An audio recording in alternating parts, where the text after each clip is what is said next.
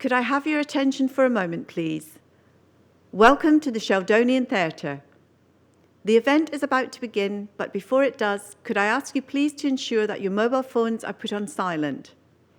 I would always remind you that flash photography is prohibited. The Sheldonian is a Grade 1 listed building. It was not designed to modern building regulations. As such, please take extra care in the building.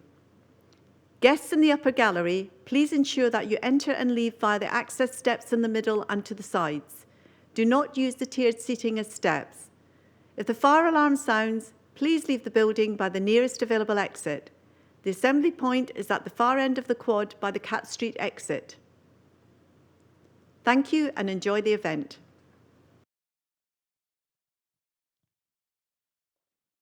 Good afternoon, everyone. My name is Soumitra Datta. I'm the Dean of the Syed Business School, and it's my honor and privilege to welcome you today to the Syed Business School's annual Rewley Lecture. This building is a historic building in the University of Oxford. We hold our graduations out here, and I feel privileged each time I come here for the graduation ceremonies. Coming here is a privilege, but today is the second time I'm coming here, and that's an extra privilege. Why? Because this morning we were lucky and fortunate to see the inauguration, the admission of our new Chancellor, Lord Hague of Richmond. I mentioned that because today in his comments, which were brilliant, towards the end, he spoke about 4 points for the future of our great university. And what impressed me the most was 3 of his 4 points were linked to technology. He talked about the importance of the University of Oxford being at the forefront of science and technology. Important for the world, but also important for the UK as we seek to set the country trajectory of growth and innovation. Also important, he spoke about the importance of connecting the arts with technology. How in a world which is increasingly dominated by technology, it's important to also get back to humanity. And that's where Oxford can in fact play a very important role. So to explore this, I think, very important topic, today we are honored to be joined by 2 pioneers and leaders of the technology industry, Biz Stone and Evan Sharp, who will be having a conversation on this intriguingly titled lecture, Reconnecting with the Sacred in a Technology-Driven World. It seems so fitting when we think of Oxford SCI's ability to combine the ancient with the modern as a young 29-year-old business school embedded within a 900-year-old university. This is a special moment for us, and I'm grateful as a dean to share it with all of you. Biz and Evan are almost uniquely qualified to speak on this subject. As 2 giants of the tech industry, they're leading lights and revolutionaries, and the credentials speak for themselves. Biz is a co-founder of Twitter, among other technology companies, including Jelly Industries, The Obvious Corporation, and Medium.com. He has held senior leadership roles at Google and has been heavily involved with the startup community as an angel investor. He was named Entrepreneur of the Decade by Inc. magazine and by Time as one of the 100 most influential people in the world. Evan is co-founder of Pinterest, has held product design roles at Facebook and Loveform, and is credited with designing and coding the Pinterest grid for its initial product launch. Evan was selected by the outgoing Chief Design Officer at Apple, Jony Ive, as the figure in technology he believes will change the future. Evan and Biz have worked together on numerous projects. They're very busy people with many pulls in the time, and we are privileged, grateful, and honored to have them here with us today. Biz is also a long-term and highly valued member of the Oxford side community, both as a major supporter of the school, having generously supported some of our entrepreneurship initiatives, particularly the hugely successful Silicon Valley Comes to Oxford speaker series. And as a visiting fellow at Oxford side, was also generously given his time to talk to our various student cohorts over the years. He's a member of our Global Leadership Council and also a generous supporter of Exeter College, having played a central role in supporting the new library. Thank you, Biz and Evan, for your generous support of our university, for being here today, and it's over to you now. Thank you.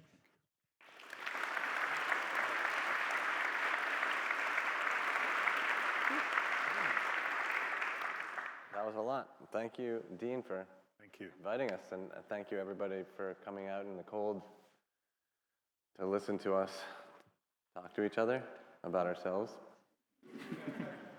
and hopefully other things. What are we talking about? We're going to try something. Biz and I have never given a talk before. That's true, together anyway. This is an experiment that you're the subjects of. Yeah. And I heard about technology and humanity. We're going to try at the end to talk about divinity, but we probably won't get there until the very, very end.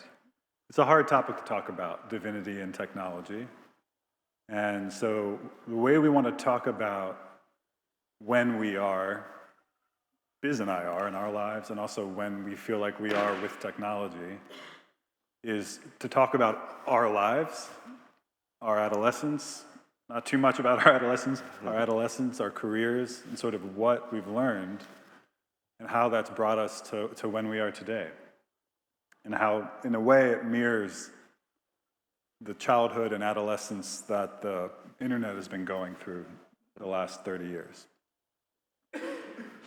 So, Evan wanted me to start with my adolescence since it came first. Age before beauty. All right, so I come from what you might call like a stormy childhood. It was emotionally and physically violent in the household, and we grew up poor. I started working when I was 8. This is sounding very Dickensian. But anyway, we had government blocks of cheese, like rectangular logs, because that's what you need when you're poor, a lot of cheese. But the silver lining was the folks who had adopted my mom had left her a little house in an affluent town west of Boston, Massachusetts, called Wellesley. I'm sure you have one of those here. As a result, I got to go to a really great public school system. And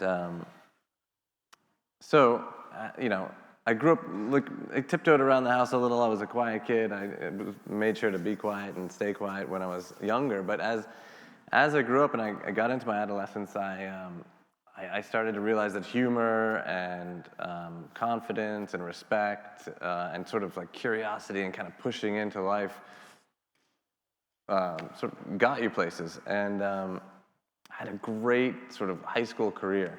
Did a lot of things. I think one thing I'll point out was about 2 weeks into my freshman year, I realized that having to work after school and having to go I had started the lacrosse team, so having to go to practice and go to work, I had almost no time for homework. And when I tried to do the homework, I ended up with staying up till 3, 4 a.m. trying to do the homework. So I went into each of my teachers and I said, after class, I said, I'd like to talk to you. And I went up to them and I said, yeah, I'd like to tell you that I have a no homework policy. So I won't be doing any homework. And each one of them laughed at me. And when they were done laughing, they looked at it and they saw that I was being serious but respectful. And I said, yeah, I wish I could help you out, but it's a policy. And so I will be paying attention in class. And they said, well, it's going to affect your grade. I said, you have to do what you have to do, but again, policy. So they ultimately, what happened was I did this with each and every one, very respectfully, and I never did homework in high school. I remember one day throwing all my books and stuff into a locker and just shutting it with nothing. And my friend Matt Flanagan looked at me and he was like, what are you doing? And I said, what do you mean, Matt? I'm leaving. And he said, but what about your homework? And I said, oh no, I have a no homework policy. I don't do homework. And he was like, you can't do that. And I said, Matt, it's a free country. You can do anything you want. I don't think he liked me after that day, but a friend of mine later told me, my best friend later, many years later, told me, it's like, you know, when I met you in high school, you showed me, you taught me that you could hack the matrix. Like, you didn't have to do what everyone said. And I hadn't really realized that, but you know, I did do a few things. Like I said, I started a lacrosse team. I produced a play. I did a lot of things that I guess you weren't supposed to do. But again, it was a great school, great teachers, and I was allowed to do them. And it kind of planted in me the seeds of, I didn't know the words at the time, but of entrepreneurialism. This idea that you could start from something from scratch and take it through. And also a little bit the idea that you could manipulate reality if you needed to be the way you needed it to be was almost I didn't think of it at the time, but it was a little magical. Some magical about it. So you're a genius. I don't know how you pulled that off. I don't know either. In your adolescence, it sounds like you're trying to control your reality. You're forced to do these things that planted seeds for later. My adolescence, I kind of missed my adolescence entirely. I had a very stable, loving family. They've been park rangers, so it was a lot of nature and history. But the house I grew up in is amazing, but when it came to like romance or anything adolescent, it was very very quiet, a little shameful. So like people start kissing on TV. Oh, what's going on? Fast forward. So you know, when I started to come into adolescence, looking back, I think I was really afraid and like completely unsure what to do. And the way I think I ended up dealing with that reality was by escaping into this computer. Shifting my consciousness for hours a day into this little screen. I found this like old computer, I put it in my room, I come home from school, and I just go into this little box where everything was logical. I like completely lost my body. Everything was controllable. I spent hours and hours changing everything and just making it exactly what I wanted and then changing it again. And at the time, that was not that normal. This is the very late 90s. But, I mean, if you think about it now, that's basically the rite of passage of adulthood, right? Adolescence is you get a screen and then you're into it. And I think it's the worst time, it's the very worst time to lose, for your consciousness to lose its connection to what's happening to you. And so that's the way I dealt with controlling my reality, is by moving into a different reality. Yeah.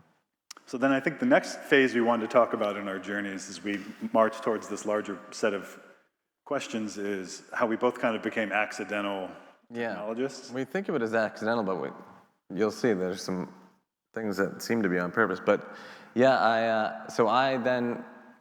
I wanted to be an artist. Like Evan, I also poured myself into a computer in a different way. My high school had Macintosh computers, and I found Photoshop, and I wanted to be an artist, so I squeezed I learned Photoshop and figured everything out I could about how to use these tools to create art. And I got a Chancellor Scholarship for Excellence in the Arts to go to university, and I did that, but I wasn't as excited.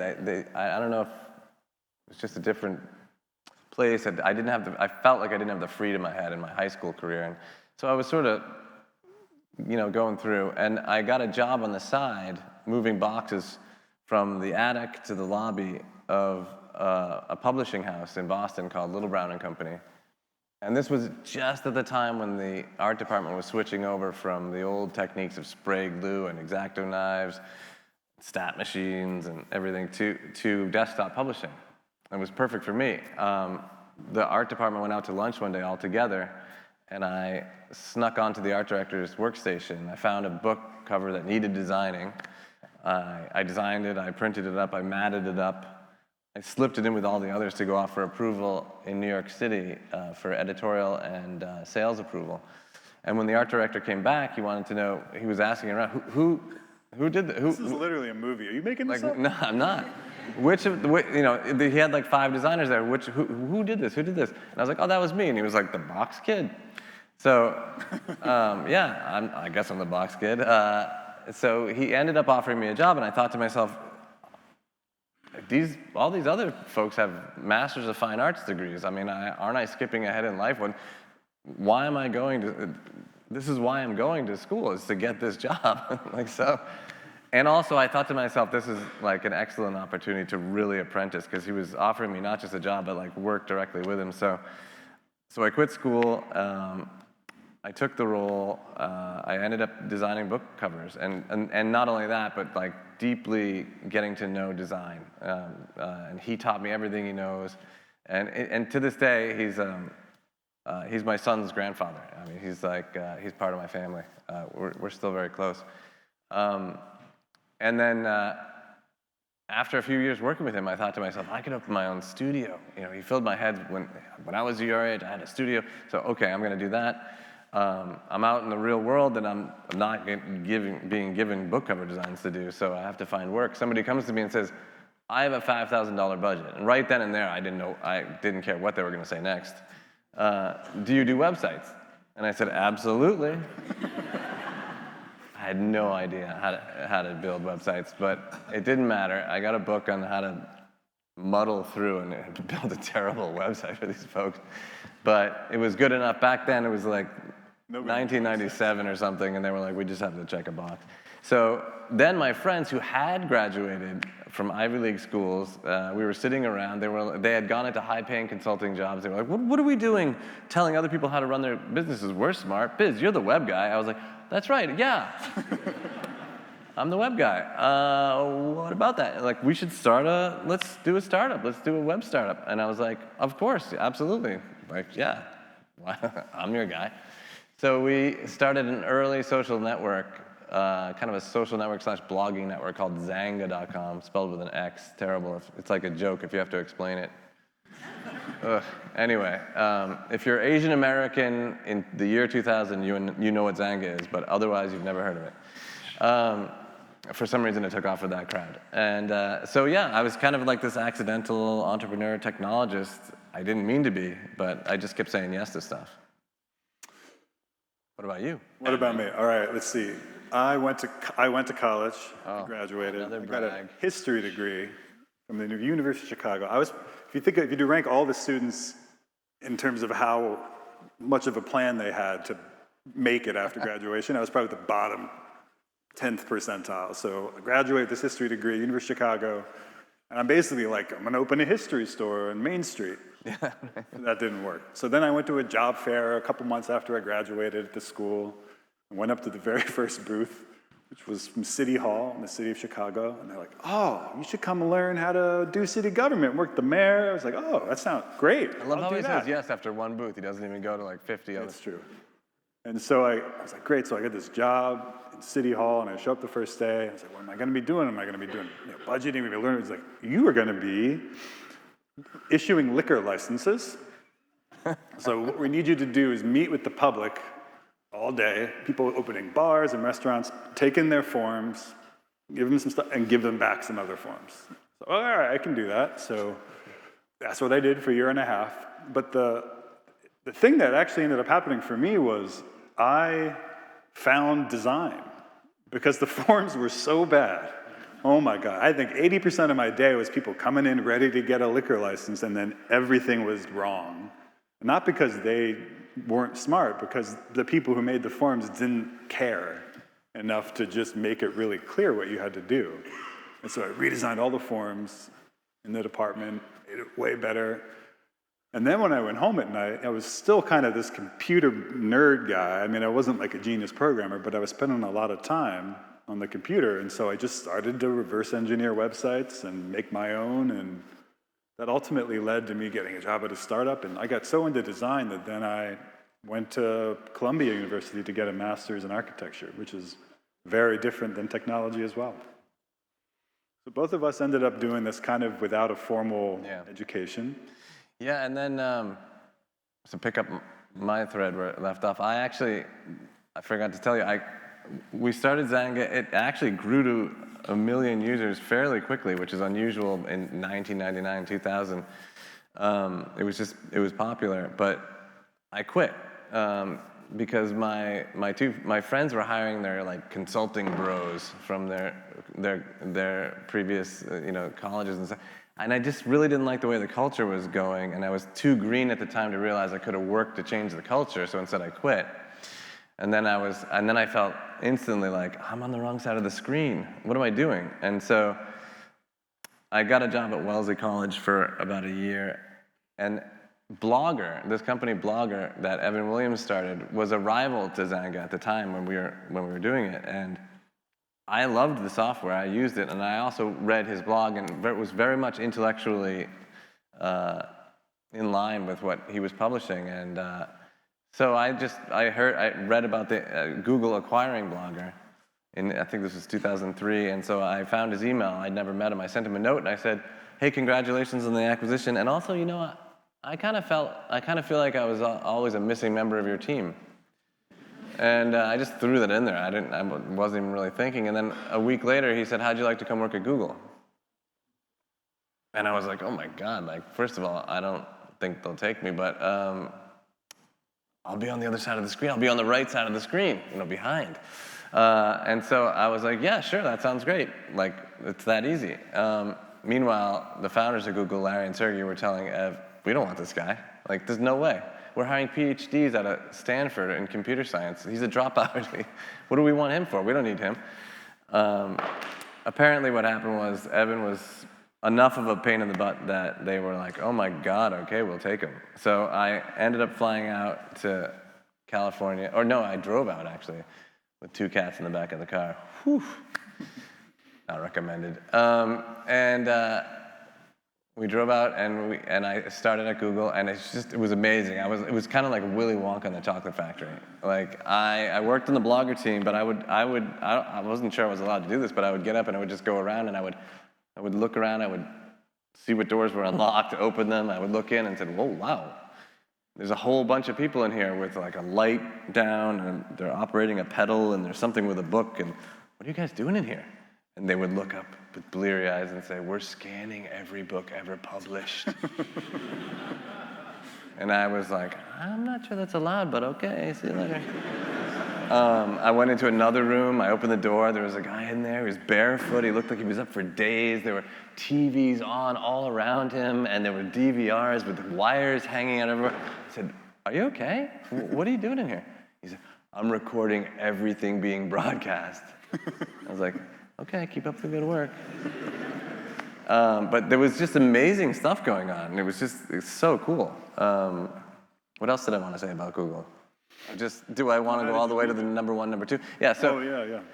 Well, do I go all the way? Well, anyway, since I got there, as amazing as it was, and it was a huge opportunity for me to get equity in this startup that was really going places, and it hadn't IPO'd or anything yet, but I did get a sense from that place that like if they had an ordered list, a very short one, it went number 1 technology, number 2 people, and that wasn't my thing. Do I go all the way to leaving? So anyway, I worked there for a few years, a couple and a half years, and they went public, and I was able to sell enough stock to get to 0 because I had gone out there with a debt, and then on the car ride home one day with Ev Williams, I had this idea. I said, oh, you know what?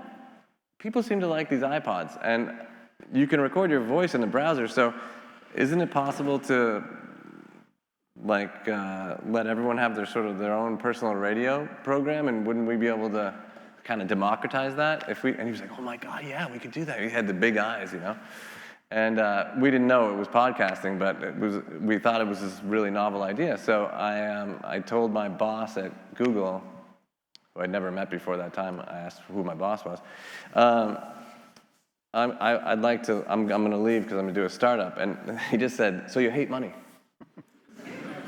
And I was like, what? He's like, you hate money. Did you really say that? He just repeated, you hate money. I think he's still in that office saying, you hate money, you hate money, you hate money. Because I wasn't really getting what I asked my wife, I went home, she wasn't my wife yet, but when I went home, I said, did we move here so I could work at a search company, or did we move here so I could work with Evan Williams? And it was very obvious at that, as soon as I asked the question, she was like, oh, this is a no-brainer, you work with Evan Williams. So it objectively was a terrible idea to leave what I left, and that's why the guy was saying, so you hate money, so you hate money. And I wasn't really getting it, because I was looking at the next thing, but yeah, he was right. I mean, I didn't hate money, but I was really following what I really wanted to do. I thought, and I'll update you on that later, after Evan's told us I can tell my his story. parallel story. It's a little parallel, yeah. So you worked at Google, it was like, what, 4 or 5 years after it started? I feel like corporate adolescence. Yeah, that's right. Super confident. Forgot to say that, yeah. You know, it's like... There was free beer everywhere, and free food, and all that stuff. Okay, so my version of that is, I went to Columbia to study architecture, and I got there and I was like, this is amazing. I get to work on buildings all the time. I studied history, I got good grades, but it was really hard. The architecture is so easy, like my mind works really well with this sort of stuff, and then I looked around and I was, oh man, I think everybody else here might actually have some like family money helping them out. And then I realized, oh my God, I'm going to so much debt, just so much debt, even from undergrad and then graduate school. I know it's really obvious, but I was just ignorant at the time. And then something else happened, which is it was about 3 months in to the semester, it's freezing cold outside. Architecture students they just work all the time. You know, they get in at 5 p.m., they leave at 7 a.m. And it was late at night, I was designing a staircase. And if you've ever tried to design a staircase, it's like half of architecture, it's like all the little things you gotta do on a staircase. And I was just dying to like look at pictures of staircases. You're like, what does a railing even do? Like, how does it? And the school had this amazing, a very famous architecture library with all these books of pictures, but you know, it closed at like 5 p.m., just when all the students got there. And so all of us had just downloaded thousands of images on our folders of buildings that we used as inspiration. And so one day we were like, well, we should just make a bookmarking thing for images where you save them onto a pinboard, and then you can click back and figure out, oh, that came from this building, that came from that building. So we built that. If the library had just stayed open, there would be no Pinterest. It's a little bit true. So did that, didn't think it was a company, didn't think it was a business, didn't think it was anything. And the next thing that happened was I got an email one day sitting in studio about 2 years in that was from Facebook. And it was like, oh, we found this portfolio, because I had this portfolio of all my work because I was doing web stuff to pay for school on the side. Found your portfolio online. We're looking to hire a coding designer. Would you want to come interview? And I was like, maybe I do. I've never even thought about moving out to Silicon Valley. So I flew out, and it was like, whoa, all the billboards are tech billboards. And I did an interview, and it was like I met Mark Zuckerberg and all this stuff. And so I took a job. And it was interesting because I dropped out of my program. And for me, it was kind of like going to work at Facebook was like walking out of grad school and then walking into a college frat party. You know, everything was sort of taken care of for you. All the laundry, I did all your laundry. You know, they cooked all your meals. Keg in the corner. There was actually a keg. Yeah, there was a keg in the corner. They bust you around. If you lived close enough, they paid rent. And it was amazing because it was trying to build this network for human relationships. But it was also a strange place. You know, I think if you said Google was what, 1 technology, 2 people? Yeah. If that. It's funny because Facebook is obviously about people, but the culture I worked in, and this is a long time ago, was probably more like, it was probably like 1 winning, and then 2 technology, and people wasn't really part of it. And I actually literally I remember walking into a room by mistake, a meeting room, and there's a bunch of people on spreadsheets going crazy, you know, dressed up like real tight. And I said, whoa, sorry, wrong room. And I was like, what's going on? They're like, we're trying to conquer Brazil. Because there was this other thing called Orkut that had taken off in Brazil. And so that was the culture of Facebook. And I learned a ton there, but it was also for me, about 1.5 years in, I looked around and I realized, you know, this is like a product that's basically about fitting in. Like, do I fit in? Like, what's happening with my friend? But it was kind of a culture that at the time, at least, I think for me, seemed like it prided itself in being smarter than needing to fit in. And I really didn't fit into that. And so, at night I'd kept working on this weird architecture pinboard thing and had all the warm fuzzies about it. It was really fun. It was visual and aesthetic, and I got to do all of it. And then during the day, I was making money doing Facebook. And finally, I just decided about a year and a half in that I should just leave and do Pinterest. And just like you, for me at the time, it was like a completely stupid, yet another stupid financial decision Right. that ended up working out in a completely unpredictable way. Yeah. Am I supposed to talk next? Yeah, so now I think we talk about how we started these companies that have us on the stage now. Oh yeah, so right. So the idea that I had on the car was, basically podcasting before it was, and so we started working on it, and we were building it, and we're almost a year in, and we weren't listening to podcasts, we weren't recording podcasts. So I went out to dinner one night with Ev, and I said, what if everything goes right? And we just nail it, and we become the kings of podcasting. Is that what you want? And he went like this. Because neither of us really cared. We weren't emotionally invested in this. This was a novel idea, but it wasn't like an idea that was coming from an emotional spot. So he said, oh God, no, I don't know.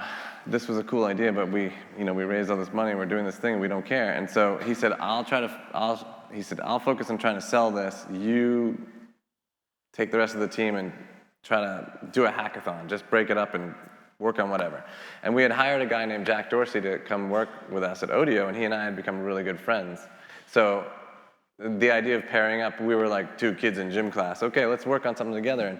And my main thing was like, let's just do something simple. This whole podcasting thing is so complicated with the recording studio and the browser and everything. And so we came up with this really simple idea of attaching text messaging to the web. And it's like, oh, you can find out what your friends are up to without even asking them. And if you have something to say, you just say it, and anyone who cares gets it.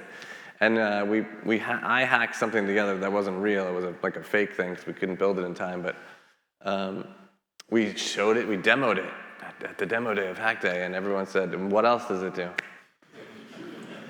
And we were like, what do you mean? It's beautiful in its simplicity. You send a text, it goes to the web, you type on the web, it goes to the text, it's great. And they were like, no, not so much. None of our team, our own team, were like, this is a bad idea, this is stupid. Evan saw that me and Jack were really into it, so he said, you guys should just keep working on this.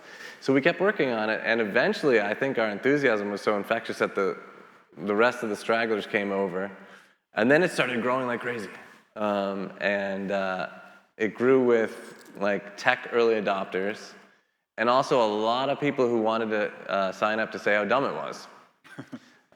They clearly had a short, pithy opinion on it, and this was the best way to say, this thing's stupid, and I'll never use it. That was a lot of our signups. And so it started growing really fast, and I was doing all of the design, all of the UI design, all of the product design, and everything just, it started as a hack project, and it continued as a hack project for many years. Like, that was the mentality. So just so many things that we did not have real intention behind them. And I'll just give you one example. One day I had to, my chore was to, okay, I need to put together a little profile, like a mini profile of the person who is tweeting. So we didn't call it that yet, but okay, what do I have? I have their username. Okay, I have their name or pseudonym if they put one. I might have a profile pic. Jesus, we've got nothing. Oh, I know what I have. I have the number of people who are following them. I have that. I'll put that right next to their name. Okay, good. Next project. What I didn't realize I was doing was driving an incentive. If you have a number next to your name, you want that number to go up, like a score. So I didn't even think about it, but I was creating the incentive. Here I am on this, I need more followers. I didn't even think about it because I had half a day to put that together and then on to the next thing. That's what life was like. And, just really learned about what happens when you're not very intentional about the design. Is that where I end? That's good. Yeah. Good job, Biz. Thank you. Let's What see. about you, Evan? Well, so I left Facebook, and we rebuilt the thing I built in grad school. It wasn't exactly the same, but with Pinterest, it was funny because I think if we were better educated as entrepreneurs, we would have pivoted because like no one used it for 6 months, 9 months, and that's what you're supposed to pivot. But we just didn't. We really loved it. We really loved working on it, and then all of a sudden it took off, and that was really interesting because, like you said, Twitter took off. Really with like the stereotype of a tech early adopter and people trying to find their people. Yeah. And Pinterest took off with kind of like the stereotype, at least in the United States, of the opposite of that, which was people in the middle of the country, not in New York or San Francisco, and it was women, not a lot of men. And when it took off, the impact of who was using it was that the kind of Silicon Valley folks didn't even know what was going on. Like, they didn't even really, no one they knew was using it. And even though we were growing like crazy and hiring people, and it was almost like we didn't exist. It was really strange. And even I didn't really get it. I think, coming in from Facebook, I tried to adopt some of the stuff I'd learned working on that product for a year. So it's like, okay, Pinterest, you can make these beautiful inspiration boards, but what do we do when you land on the service? We need a feed like Twitter. So we made a feed that was what your friends were saving, were pinning. But then our users were like, I don't want to see what Biz is pinning. I don't want to see what my friends are pinning. I just want to see ideas relevant to my life. And we were like, oh, this is personal media. And it wasn't social media. And when we gotten big, because the industry didn't really understand it, we kind of got lumped in with Twitter and Facebook and Instagram. But no, it wasn't about other people. It was really about you. It was about your life. And similarly, I thought like Twitter, okay, a feed of stuff happening now. Like let's show people ideas people are saving, this visual look into what's happening in the world. And they hated that too. They're like, I don't want to see what's going on. This is like the one place I can go that's not about that. This is the place where I go to look at ideas for the future. I just want to see these images that give me this hope and this positivity. And You weren't really getting that yet, right? Yeah, I think it took several years for me to even start to understand at a deeper level what we built and why so many people liked it. Yeah, and it's funny because we fast forward now to 2017. This is when Evan and I met, and we started having breakfast once a week and talking about stuff. And also in 2017, I had left Twitter to do some other things, and Twitter's CEO situation was like a Game of Thrones. By 2017, it was back to Jack Dorsey after all these other ones. And he said, look, we're losing great talent, we're losing users, we're not profitable, morale is down, I need you to come back and make this place special again. And my wife at first said, hell no.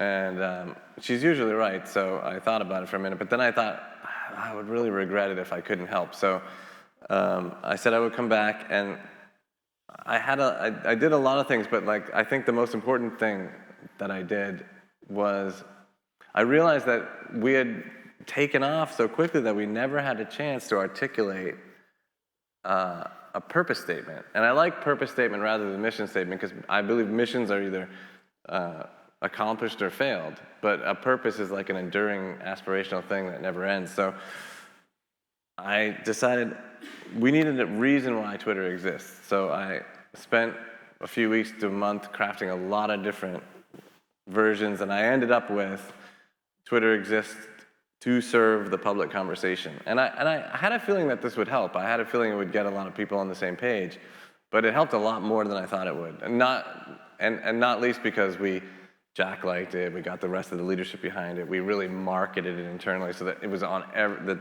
top of everyone's brain, so everyone was hearing this all the time. But it didn't just get people aligned on the same page, it told us, don't do all of this work. It self-selected out all the people who didn't believe in that purpose. It brought in new people who wanted to work on that purpose. It really had a huge transformational effect, and it helped with all the other things that I was supposed to do too. I mean, if you're there to serve the public conversation, it naturally follows that you're there to be responsible for the health of the public conversation. So here's governance, and here's policies around all these things. And so it really, infusing the company with purpose was one of the best things that we could have done. Yeah, at the exact same time, maybe because we were getting breakfast. Like I said, one of the things that I felt so grateful for with Pinterest was we just had these users who loved it, it's not like they used it, they loved it. And that year, this big brand survey came out in the US of top brands. And in the category of creativity and inspiration, it was number 1 brand, Pinterest. Number 2 brand, Lego. That's amazing. And we were like, whoa, that's interesting. Why are we bigger than Lego? Yeah, I make it easier to build staircases out of Legos. Anyway, and then so what we did is we started to do these, we called them pinner tours, like user trips, where we would just fly somewhere once or twice a year and meet with people that use Pinterest, one-on-one, not like a public thing, and just talk to them about why they liked it. And also, what it was like to use social media and what it was like to have a phone. And I just started to realize much more deeply how much the company wasn't fully aware of the impact of the product. So I remember this person I met, this woman in Iowa, lovely soul, and she was telling me this story about how she started saving these images for her friend of very androgynous fashion. And it started out as all right, she needs some images for a project, so here's 10 images. And then she was like, I just kept going. I got to 100. And then I'm like, am I getting to 1,000 images? And then she was like, wait, am I pinning these for me? And she had this entire shift in her life catalyzed as she realized what she'd been missing in her life and suppressing. And that's a story I heard just so many times. And I started to realize, man, these images it's more than just photos or something. It's the way people are relating to this visual inspiration is very deep. It's very personal. It's sort of almost like a mirror. Like if people are finding their people on Twitter, Twitter, yeah. I guess on Pinterest they're finding themselves. And so we did a project just like you did at Twitter where we got to redo the mission. Because at the time we'd been talking about discovering things, buying things. We made the mission inspiration, which literally means in Latin to breathe in spirit, inspirare. The company is the inspiration company, and I really think that's helped Pinterest just grow up into its role in society and prioritize the right things internally. And it just speaks to the power of the right, clear purpose. Yeah. And it also speaks to, might seem obvious, but if you build something hundreds and hundreds of millions of people are using, you just have a responsibility to know it really deeply. Yeah. Are we talking about purpose? So if I recognize the purpose, that defining a purpose for a company or an institution was valuable, it then made sense to me that it's really valuable for yourself. Why do I exist? What's my purpose? That can be a little daunting because it might take a while for you to figure that out. But so when you back up from that, to me, you can break it up. You can break up your sole purpose in life into smaller things, and I think of those as intentions. And so you can have an intention for a week or for a day or for a certain thing. And for example, I have to drive my son to school every day before work, and it's a 20-minute drive. And I can think of this as a chore, and I can think to myself, I got meetings today, and I can say to Jake, and I can drive, and we can drop him off. Or I can stop, and for 2 minutes, I can just say to myself, my intention for the 20-minute drive is to be an active listener and a present father. And then when we do that thing, time stretches out. It becomes richer, not just for me, but for him, and then for the two of us as a duo.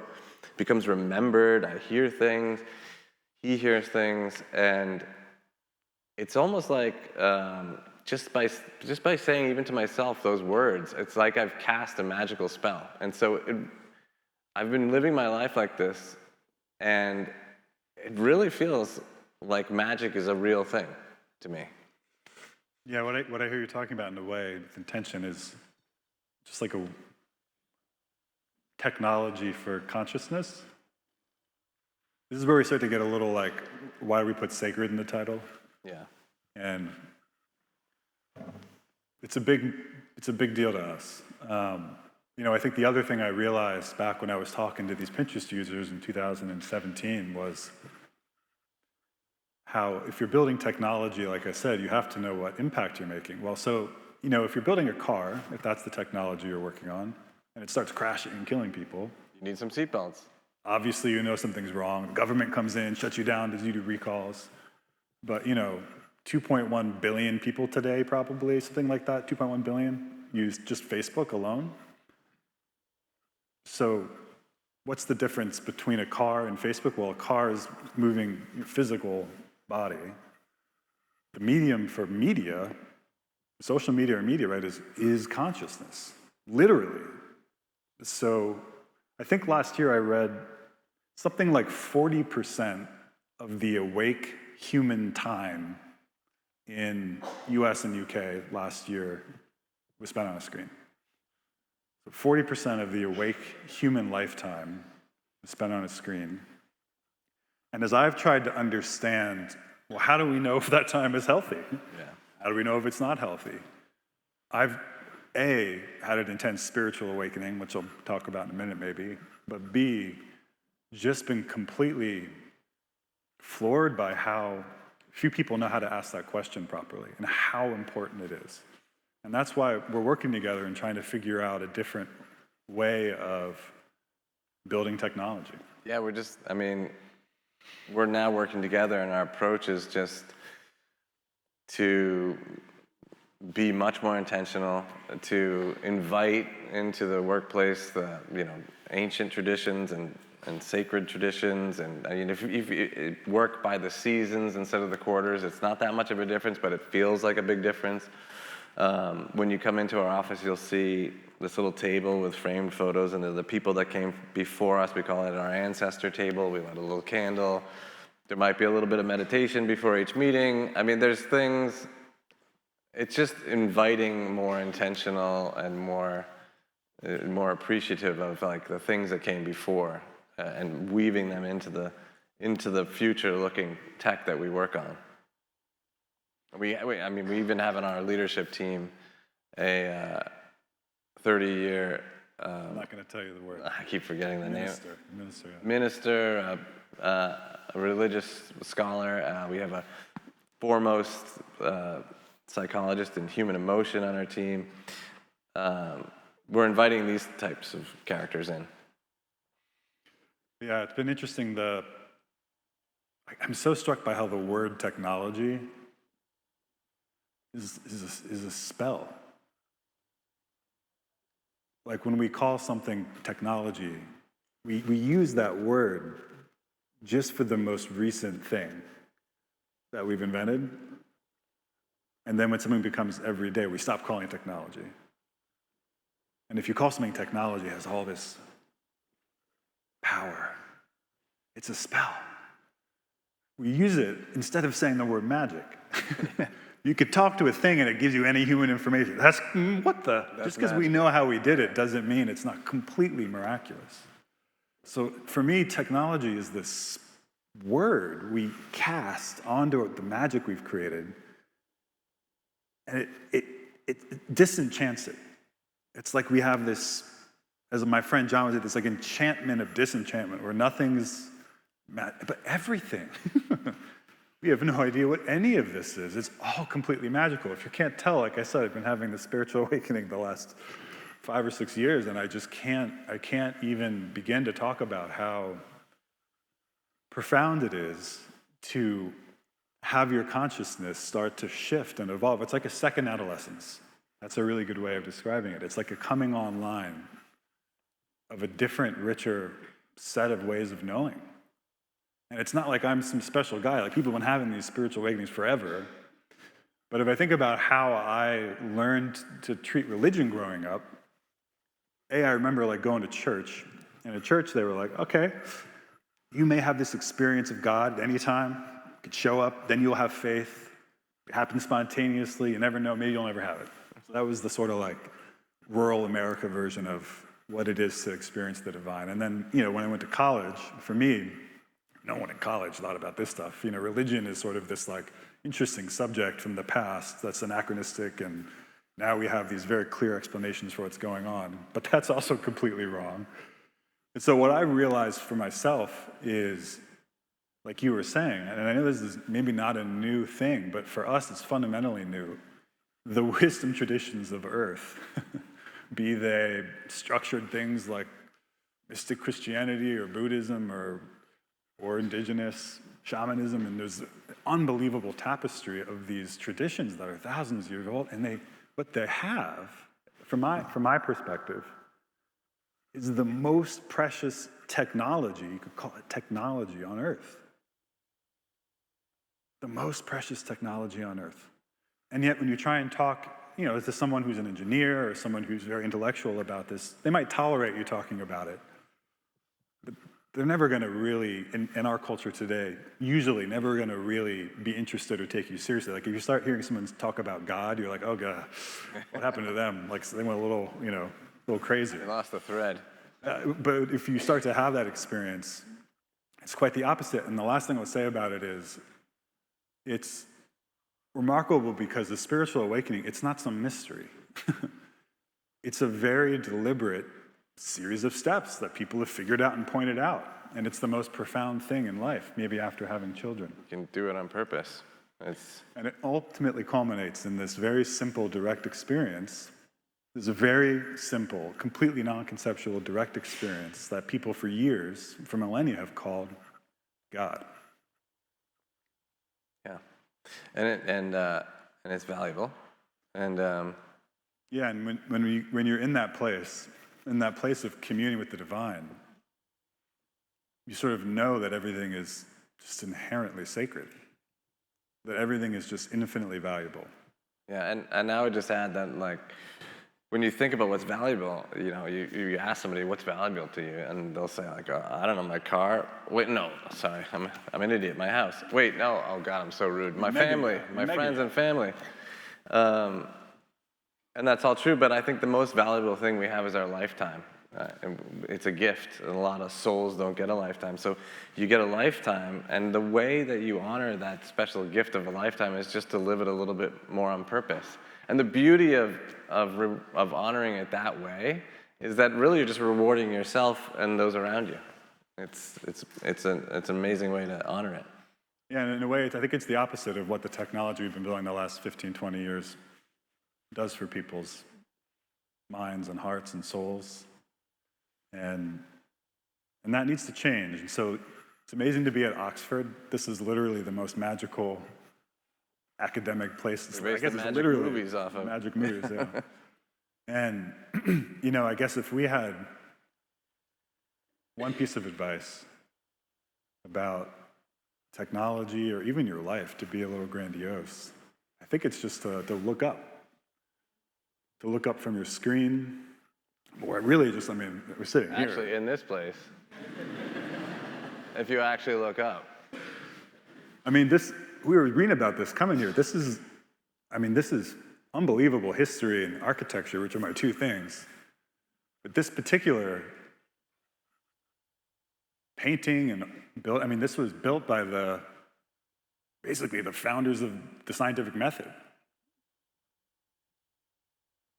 It's a transmission from the 1600s. And when you read about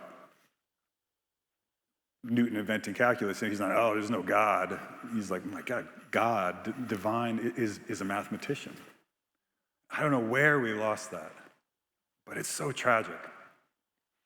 And so if you look up, here's what happens. If you look up and remember theology is the chief's art and science, here's what you get to do. One, this is a time on Earth when we get to learn from all the great scientists, like Einstein, you get to learn from all of them. It's also a time when we actually get to learn from all the great prophets. And if you try and do that project, it's unbelievable. It's also a time when we get to educate our minds with knowledge. We also, if you really want to, you get to educate your heart and your body and your spirit. And if you don't do that, you're going to be on the technology path, and you're going to be missing You're not going to be looking up and missing the bigger picture.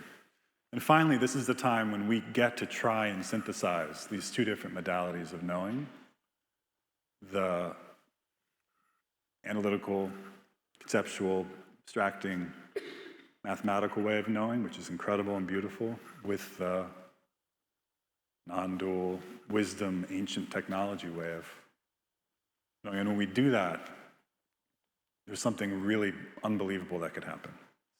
So it's really just about looking up. That's all we had to say. Yeah.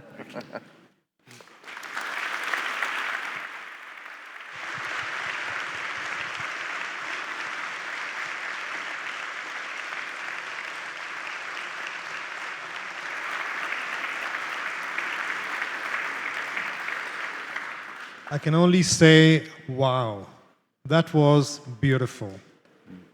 We have time for maybe just 2 questions. I realize we are more or less on the dot in terms of the announced time for this event. Would anyone like to ask a question to our guests? We see a hand out there. Please do keep the questions short if you can. I'll keep the question short, but I think the answer might be a little long. Hi, my name is Joanna. I work for the Lego Group, and I'm a futurologist. I love what you said, especially the final part. As a futurologist, my question is, now that you have transformed from creating a product and then looking for a purpose to having a purpose, thinking about 5, 10 years from now, what is your ideal future? Because we are all meant to be actively building the future, and we all here have the power to do so, so I would like to hear from you. Thank you. Thank you for the question. You want to go? You should go. I think the question was, what's the ideal future in 5 years? It's a great question. Do you mean for sort of us, or do you mean at a bigger scale? I just want to make sure we do justice to your... Yeah, how would we build a good future? I would just repeat a little bit. It's just that we would love for people to, and if we can help with this, we will, but for people to be living their life just a little bit more on purpose, to switch off autopilot that so many of us are on. Like, you'll eat a meal in front of the TV and say, where'd my hamburger go, But the French will sit there and they'll eat a little bit and, oh, so good, But if you, just to like switch off autopilot and pay a little bit more attention, and that's really like a way you honor the gift. Yeah, and I think the part I would say about that is we've both experienced who you are becomes what you build or what you grow. And it gets really weird when you build something that gets really big. It's almost, if any of you have kids, right, you see your own stuff in your kids, you're like, oh God, that's my whatever, over-talking. Yeah. It's just like that with a company or a product. You just see your psyche manifest at a global scale. And so it may be a little disappointing, but to me, the answer to that is take care of yourself, take care of your community, and trust that what will grow out of that is a much more well-tuned and adjusted thing than would have otherwise happened. And don't have fear. I mean, that's the hardest part of it. Biz is my master teacher at that. If you're afraid it's not going to work, you've already lost. Yes, sir, please. Thank you very much. Really inspiring. My question is, do you think purpose and individualism can coexist?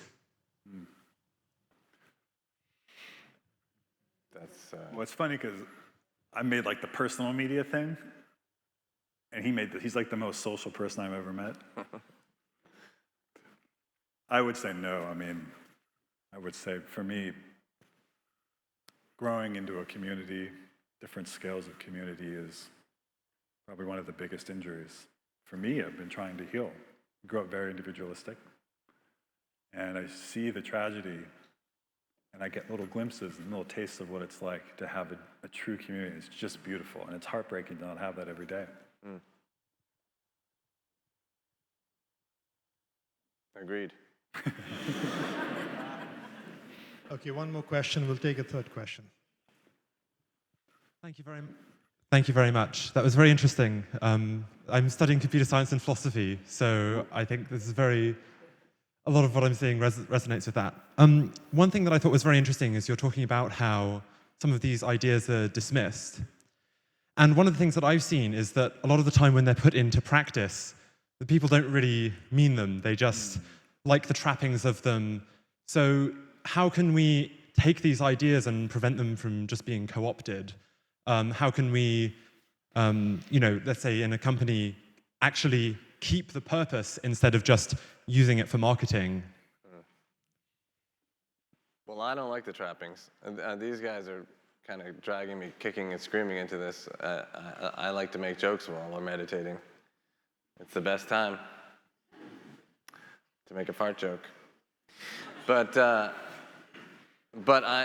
like it's rubbing off on me. It's really like, I didn't grow up with any kind of church or anything like that. So but I'm slowly learning that, like, these very, like, sometimes very simple practices that you learn from these different religions can be applied to different things, can be repurposed. They're like they can be very, very useful. I don't know about falling into the trap. I don't know how. I mean, they're that sexy. To me, the deep answer to that question is that's what lineage is. That's been the solution to that, right? If you're brought into a religious or cultural lineage that's been storehousing some of these more esoteric wisdom technologies, you can sort of trust. You can subdue your trust into the teachings. And that, I mean, if you've ever had that opportunity, it's unbelievable what is possible to learn. The problem with that is, people, they're not going to become some other religion probably anytime soon, at least not in the United States. So there's some great project to do that I don't think I wrap my head around to try and translate that trust that came with lineage into some new form that's more accessible. But I don't know what it looks like yet. Well, before I say a formal thank you, let me just tell you that my own personal observation is you just let us have the privilege of enjoying one of the most deep and I think reflective conversation with technology today. In a world where we often see many of our technology leaders perhaps leading us not in the right direction, listening to the two of you certainly gives me hope for the future, that you will help us all create a better future. Please join me in thanking them both.